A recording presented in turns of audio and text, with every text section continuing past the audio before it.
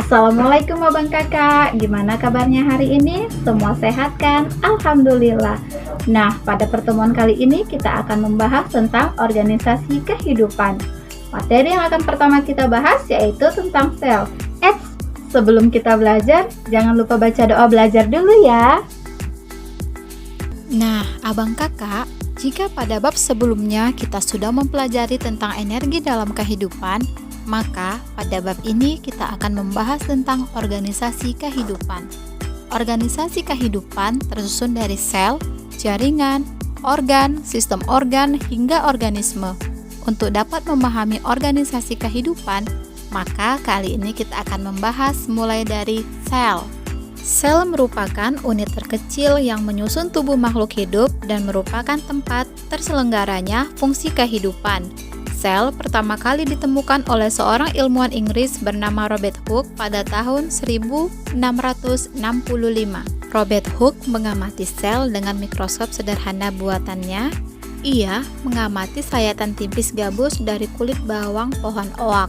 Hooke melihat ruangan kecil yang tersusun rapi yang kemudian dia namakan sel. Setiap organisme tersusun atas salah satu dari dua jenis sel yang secara struktural berbeda. Kedua jenis sel tersebut adalah sel prokariotik dan sel eukariotik. Sel prokariotik adalah sel yang tidak memiliki membran inti, yang artinya sel prokariotik adalah sel yang memiliki materi genetik DNA yang tidak dibungkus oleh membran inti. Sedangkan sel eukariotik adalah sel yang memiliki membran inti sehingga terjadi pemisahan antara inti sel dan sitoplasma. Pada sistem 5 kingdom, hanya monera atau bakteri dan ganggang biru yang memiliki sel prokariotik. Protista, jamur, tumbuhan, dan hewan semuanya terdiri atas sel eukariotik. Di dalam sel terdapat organel sel yang memiliki fungsi masing-masing. Kita bahas yang pertama yaitu nukleus. Nukleus berfungsi mengatur seluruh aktivitas sel. Lalu selanjutnya ribosom sebagai tempat sintesis protein. Yang ketiga yaitu retikulum endoplasma. Retikulum endoplasma terbagi menjadi dua, yaitu Re kasar yang berfungsi sebagai tempat sintesis protein dan Re halus yang berfungsi sebagai tempat sintesis lemak. Selanjutnya badan Golgi. Fungsinya memproses protein yang akan dibawa keluar atau ke dalam membran inti. Lalu lisosom mencerna makromolekul dan merusak sel-sel asing. Dan yang terakhir adalah mitokondria, tempat respirasi seluler yang menghasilkan ATP. Terdapat perbedaan antara sel hewan dan sel tumbuhan.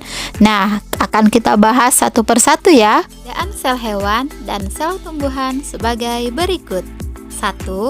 Sel hewan tidak memiliki dinding sel, sedangkan sel tumbuhan memiliki dinding sel dan membran sel. 2. Sel hewan tidak memiliki plastida, sedangkan sel tumbuhan umumnya memiliki plastida. 3. Sel hewan memiliki lisosom, sedangkan sel tumbuhan tidak memiliki lisosom. 4. Sel hewan memiliki sentrosom, sedangkan sel tumbuhan tidak memiliki sentrosom. 5. Timbunan zat berupa lemak dan glikogen pada sel hewan, sedangkan pada sel tumbuhan, timbunan zat berupa pati. 6. Sel hewan bentuknya tidak tetap, sedangkan sel tumbuhan bentuknya tetap. Dan yang terakhir, sel hewan pada hewan tertentu memiliki vakuola, ukurannya kecil dan sedikit, sedangkan sel tumbuhan memiliki vakuola, ukurannya besar dan banyak. Dunia ini penuh dengan orang-orang baik. Jika kamu tidak dapat menemukannya, jadilah salah satunya. Tetap semangat dan tetap menjadi pribadi yang baik.